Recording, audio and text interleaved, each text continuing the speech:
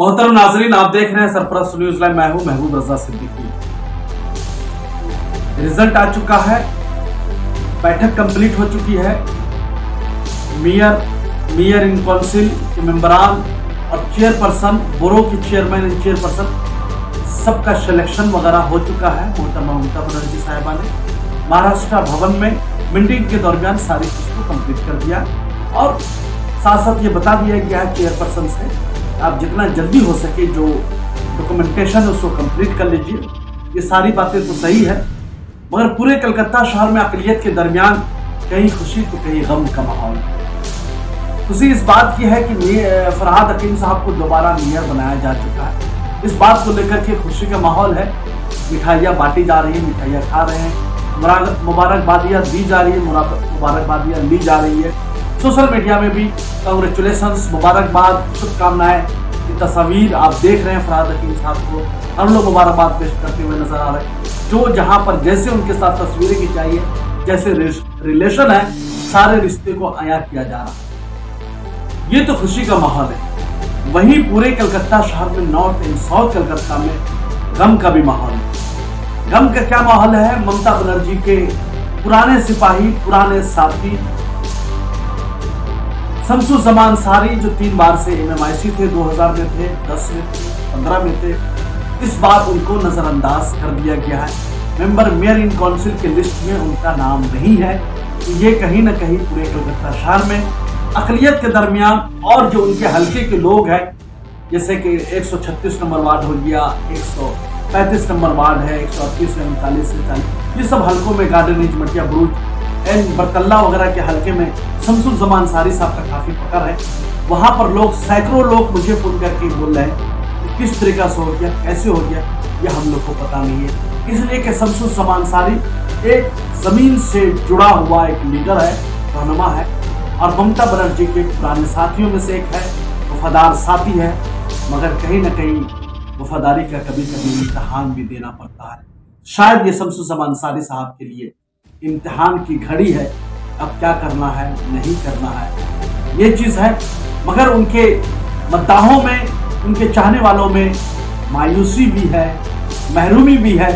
कितना महबूब लीडर को, जिन्होंने पार्टी को हमेशा लोकसभा का इलेक्शन हो तो अपने एरियाज से 2, 4, 5 वार्डों से लीड दिलवाया, मार्जिन से MLA को जितवाया, MP को जितवाया, माला राय वगैरह को। और उनका 2 हल्का में वर्चस्व है। कलकत्ता पोर्ट से आते हैं शमसुज़्ज़मान अंसारी साहब, और उधर मटिया बुर्ज असम्बली है जो डायमंड हार्बर के अंदर में है। तो ये सब हल्कों में शमसुज़्ज़मान अंसारी का, वो सब लोगों में मायूसी की लहर है, गम का भी माहौल है। तो बोले तो किसे बोले और अपनी बीती किसे सुनाए। मगर ये मीडिया एक वाहिद चैनल है। सब चाहने वालों में सैकड़ों लोगों ने फोन किया कि हम लोग के साथ नाइंसाफी हो गई, हमारे लीडर को नजरअंदाज कर दिया गया। ये बातें थी। और शमसुज़्ज़मान अंसारी पुराने साथी हैं, साथ में रहे, पार्टी के लिए हमेशा वफादारी दी है, पार्टी के लिए कुर्बानियां दी है। इस बार भी उन्होंने कुर्बानी ही दे दिया, खामोश हो गए। ये एक चीज है। दूसरी तरफ चलिए, आइए बातें करते हैं मंजर इकबाल साहब। मंजर इकबाल साहब भी कंटिन्यू जो है MMIC है, 5वीं बार वो उनकी अहलिया जो है जीत करके आ चुकी है। मंजर इकबाल साहब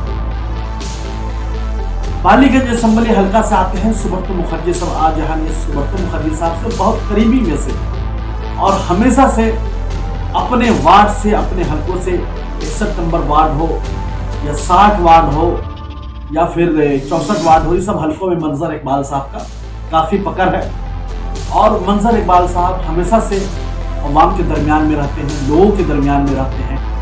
जब उनके मद्दाहों के दरमियान, उनके चाहने वालों के दरमियान ये खबर फैली, इस बार जो है मंजर इकबाल साहब को MMIC की लिस्ट में शामिल नहीं किया गया है, ये तो पहले यकीन न हुआ। तो बार बार लोग पूछने लगे कि किनको बनाया गया। तो मैंने उनके पास लिस्ट भेज दिया। ये चीज बोले, सच ये लिस्ट सही है? मैंने बोला कि भाई ये महबूब रजा का लिस्ट नहीं है, ये कलकत्ता म्युनिसिपल कॉर्पोरेशन और दीदी ने जो लिस्ट जारी किया, जिनको जो होता दी उनका लिस्ट। तो ये समझिए कि उनकी जो चाहने वाले लोग थे उनको खुद भी यकीन नहीं हो रहा था कि मंजर इकबाल साहब जो इतना शानदार तरीके से काम कर रहे थे, पार्टी के लिए हमेशा वफादार रहे, लॉयल रहे, लॉयल्टी साबित हुई। और जब से ममता बनर्जी के साथ जुड़े, तृणमूल कांग्रेस के साथ जुड़े, मां माटी मानुस की सरकार जुड़े, कंटिन्यू वफादारी के साथ उनके साथ रहे, कभी तक पार्टी के हर फैसलों को मनमोहन तस्लीम किया। ये वफादार लोग हैं, इनको भी इस बार MMIC की लिस्ट में, MMIC में जगह नहीं मिला। यहाँ भी, इस हल्के में भी, वार्ड में भी और इतराज के वार्डों में भी, कलकत्ता शहर में भी उदासियां बनी हुई। ये तो दो सीनियर लीडर थे जो जिनकी बात, शमसुज़्ज़मान अंसारी और मंजर इकबाल साहब। अब बातें करते हैं नौजवान युद्ध फैज अहमद खान की। फैज अहमद खान पहली बार 2015 में जीत करके आए थे। जीते अप्रोक्स 30,000 समथिंग वोटों से, प्लस वोटों से उन्होंने जीता था 2015 में। फिर उसके बाद 15 के बाद 2016 का इलेक्शन हुआ। 16 के इलेक्शन में अपने वार्ड से जावेद अहमद खान साहब को लीड दिलवाया। फिर 2019 का इलेक्शन हुआ। माला राय जो साउथ कलकत्ता से MP के इलेक्शन लड़ रही थी, तो माला राय को 40,000 प्लस वोटों से जीत दिलवाया। फिर 2021 में जब जावेद अहमद खान कस्बा असेंबली से लड़ रहे थे, इसलिए कि 66 वार्ड 66 नंबर वार्ड जो है कस्बा असेंबली में आता है। जावेद अहमद खान उनके MLA है, तो उनको भी 50-52,000 प्लस अप्रोक्स वोटों से उनको भी लीड दिलवाया। और खुद इस बार एक नई तारीख रकम कर दी, हिस्ट्री में एक तारीख के पन्नों में दर्ज किया जाएगा कि 62,000 प्लस वोटों से 62,045 मार्जिन से इस बार ये तो लोगों के दरमियान पैगाम था कि सिला मिलेगा, काम करके आए, मेहनत किया है, मगर वो तो चीज आप जानते हैं, छुट्टी उससे ना मिली जिसने सबक याद किया। ये तो रीत बहुत पुराना है। जो लोग सबक याद करते उन्हें उस्ताद छुट्टी नहीं देते, इसलिए कि उनकी मेहनताना दूसरी तरीके से ली जाती, जिम्मेदारी दूसरे तरीके से ली जाती। तो ये 66 नंबर वार्ड हो, या 108 हो, 107 में हो, या 65 नंबर वार्ड हो, इस हल्कों में भी फैज अहमद खान को जगह नहीं मिलने की वजह से इनके भी मतदार, इनके भी चाहने वालों में मायूसी है, उदासी है, मगर फिर भी पार्टी का जो आदेश है उन्हें तस्लीम है। शमसुज़्ज़मान अंसारी अपने वार्ड 35 हो या 36 हो, ये अगर निर्दलीय आजाद उम्मीदवार भी लड़ेंगे और इनके अगेंस्ट में अगर TMC के कदावर लीडर भी खड़ा हो जाए, तो मैं दावे के साथ करता हूँ सर्वे जो टीम है, देखिए लोग इनसे प्यार करते हैं, मोहब्बत करते हैं। और ये लोग समाज का काम, पार्टी की जो फलाही स्कीम है उसके अलावा जेब खास से पर्सनल लेवल में भी ये लोग हेल्प करते हैं जरूरतमंदों की। तब ये लोग अपने हल्का के ये लोग मसीहा बने हुए हैं। तो वहां से अगर कोई कदावर लीडर भी खड़ा हो, तो शमसुज़्ज़मान अंसारी के अगेंस्ट उनके वार्ड में वादे के साथ।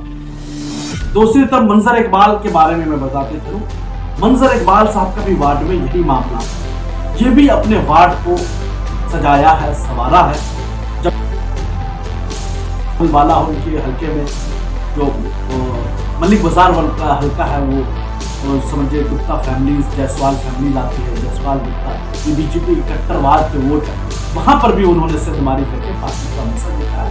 तो यहाँ पर भी मंजर इकबाल का भी मामला ये है कि अपने हल्के में भी ये मसीहा है, काउंसलर कम है और समाजी खिदमतगार ज्यादा है, तो नजरअंदाज किया जाना मंजर इकबाल में शमसुज़्ज़मान अंसारी कहीं ना कहीं अफसोसनाक है।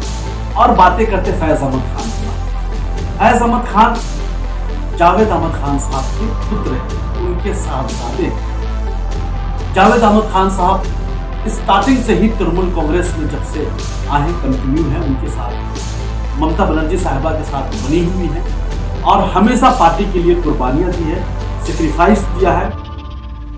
जब पार्टी को जरूरत पड़ी तो जावेद अहमद खान साहब हमेशा खड़े रहे, और जब से सियासत में फैज अहमद खान आए, फैज अहमद खान भी खड़े रहे।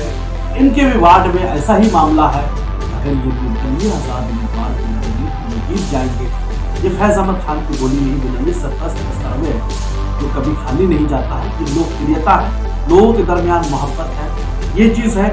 तो इसीलिए मैं बोल रहा हूँ पूरे कलकत्ता शहर में नीयत के दरमियान और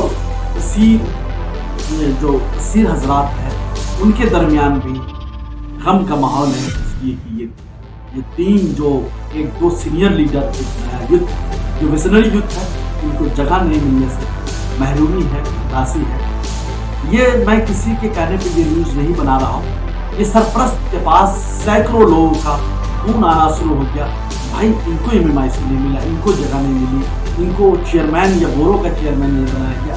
पार्टी का फैसला, पार्टी जिससे चाहे बना सकते हैं, मगर हमारा काम है, मैं जनता की आवाज़ हूँ, अवाम की आवाज़ हूँ, अवाम की आवाज़ को बुलंद करना, अवाम की आवाज़ को इक़्तिदार वाला तक, हुकूमत तक पहुँचाना, ये एज ए सहाफ़ी, एज ए जर्नलिस्ट हमारी जिम्मेदारी बनती है।